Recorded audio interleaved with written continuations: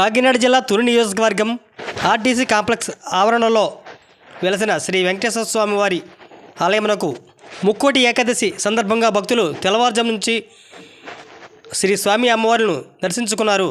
శ్రీ స్వామి అమ్మవార్లకు తెల్లవారుజాము 4 గంటలకు సప్తనది జలాలతో అభిషేకం చేసి అనంతరం అర్చకులు పూజలు నిర్వహించారు.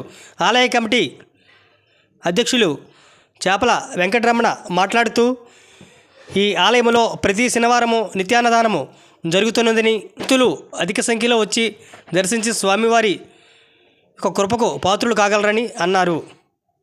గోవింద గోవింద గోవింద గోవింద గోవింద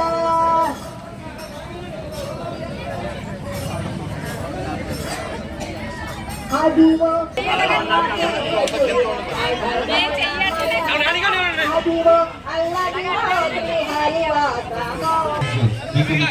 శ్రీ కళ్యాణ వెంకటేశ్వర స్వామి ఆశీర్వాదాలు మరి కోరుచున్నాం. నమో వెంకటేశాయ.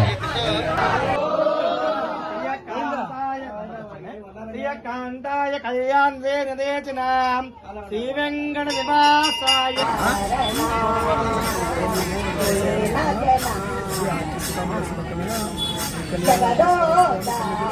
ప్రతిరోజు 4 గంటలకే అలాగే 3 బృందాల భజన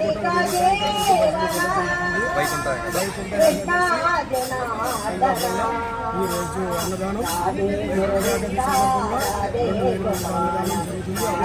అలాగే ప్రతి శనివారం కూడా 15,000 మందికి అన్నదానం జరుగుతుంది.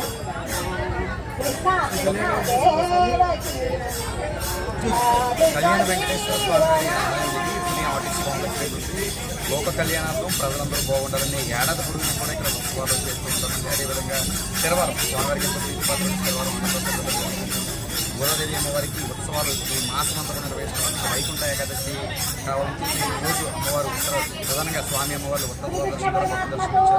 దాదాపు 3,000 మందికి పైగా భక్తులు కన్నప్రసన్నం కళ్యాణం కాని వారికి స్వామిని దర్శిస్తే కళ్యాణం అవుతుంది విశ్వాసంగా చెబుతారు. కాబట్టి భక్తులు కళ్యాణ వెంకటేశ్వర స్వామిగా ఇక్కడ స్వామిని కొలుస్తారు.